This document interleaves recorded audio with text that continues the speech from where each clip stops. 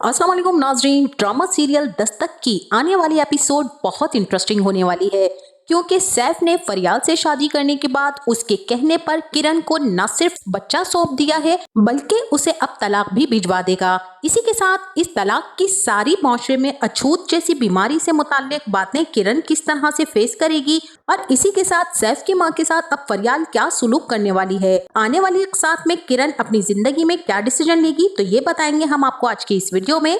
तो अगर आपने हमारा चैनल अभी तक सब्सक्राइब नहीं किया है तो बहुत शुक्रिया के साथ पहले चैनल को सब्सक्राइब कर लीजिए। जैसा कि किरण और सैफ के दरमियान अव्वल रोज से ताल्लुकात नाखुशगवार ही रहे थे। सैफ किरण को पसंद नहीं करता था और माँ बाप के प्रेशर और जिद की वजह से उसने किरण से शादी तो कर ली थी, मगर ये शादी ज्यादा अरसा ना चल सकी। सिर्फ 1 साल ही में सैफ ने अपना फैसला बदल लिया और बाप के मरने के बाद फौरन से अपनी पसंद की लड़की फरियाल से शादी कर ली, जिससे वो 5 साल से मोहब्बत करता था।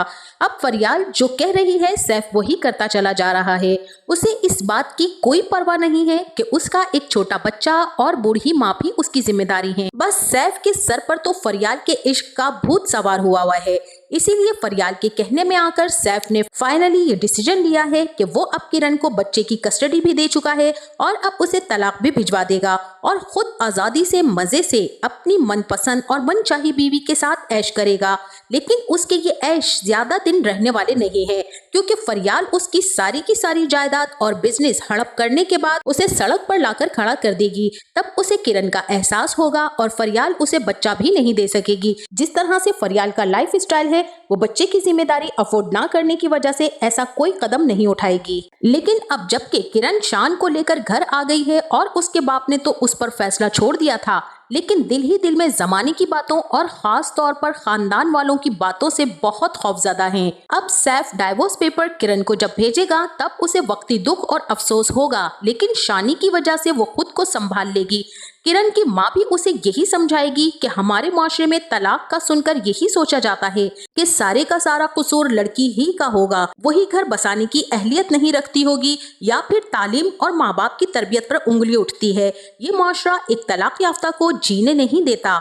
ये सब बातें सुनकर किरण भी अपनी माँ से कहेगी कि तलाक कोई अछूत की बीमारी नहीं है कि दूसरों को लग जाए। तब सज्जाद साहब किरण के वालिद उससे कहेंगे कि लोगों के लिए ये अछूत ही की बीमारी है। सज्जाद साहब ने तो हद्दुल इम्कान किरण का घर बसाने और उसे समझाने की कोशिशें की थी, ऊपर से उनकी बहन साहिबा जमाने भर की जाहिल और बेपढ़ी लिखी खातून पुराने जमाने के दर्श देने बैठ गईं कि मेरे भाई ने इतना पैसा खर्च करके तुम्हारी शादी की इसलिए कि तुम तलाक ले लो। लेकिन किरण तुम्हें क्या परवाह कि कितनी मेहनत से कमाई की थी तुम्हारे बाप ने। पहले के जमाने में मर्द 4 शादियां करते थे और औरतें रहती थीं, इस तरह से घर आकर नहीं बैठती थी। लेकिन वो क्या जाने कि किरण ने किस किस तरह के हालात से समझौता किया है। सैफ की नापसंदीदगी के बावजूद उसके साथ रही, उसके टॉर्चर्स और बदजुबानी के अलावा किरण जब माँ बन गई तब भी वो अपना घर बचाने के लिए फरियाल की मिन्नत समाजत करने गई। उससे ज्यादा एक औरत और क्या करे जब मर्द ही बेहिस और लापरवाह हो। तो बहरहाल अब पुप्पो फिर से किरण से कहेंगी कि तलाक का दाग तो सारी जिंदगी औरत को जमाने में नजर मिलाने के काबिल नहीं छोड़ता। तब किरण कहेगी कि कौन सा दाग पुप्पो, ऐसा भी क्या कर दिया है मैंने। हाँ, तलाक अगर दाग है, जुर्म है, सजा है तो उसका मुजरिम सिर्फ सैफ है, मैं नहीं हूँ। और अब किरण बहुत ही हिम्मत और हौसला मंदी से मजीद हालात की सितम जरीफी सहेगी। पहले तो ससुराल में सैफ ने जिंदगी अजाब कर रखी थी, उसकी कैद से आजाद होगी तो मुआशरा तंग करने लग जाएगा। वहीं अब दूसरी तरफ फरियाल ने भी सैफ के घर आते ही अपने रंग दिखाना शुरू कर दिए हैं और सास से टक्कर ले बैठी है। अव्वल रोज ही से बदतमीजी और बदजुबानी से पेश आने की वजह से सैफ की माँ उससे बेतहाशा बददिल हैं। वो पहले ही फरियाल को पसंद नहीं करती थी, किरण को बेटी बनाकर लाई थी तो बेटियों से बढ़कर मान भी दिया था, मगर किरण को सास के साथ नहीं सैफ के साथ जिंदगी गुजारनी थी। अब सैफ की माँ फरियाल से कहेंगी कि तुम मेरे घर की खुशियों को खा गई हो और याद रखना कि जो लोग दूसरों को खुश नहीं रख सकते वो खुद भी कभी खुश नहीं रह सकते। तभी फरियाल आगे से कहेगी कि ठीक ही कह रही हैं आप, इसीलिए तो आप आज तक खुश नहीं हैं क्योंकि आपने मेरी खुशियां बर्बाद कर दी थी।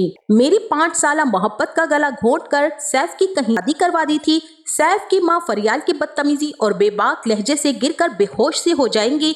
शौहर के जाने के बाद इतनी जिल्लत और रुसवाई सहेंगी वो ये सोच भी नहीं सकती थी।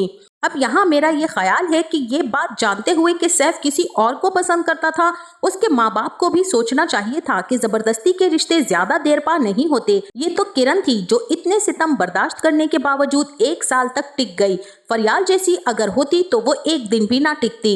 ये ड्रामा सबक है उन लोगों के लिए भी जो अपनी औलादों पर जबरदस्ती अपनी मर्जी मुसल्लत करते हैं, और उन औलादों के लिए भी सबक है जो अपने वालिदैन के फैसलों पर समझौते नहीं करते हैं।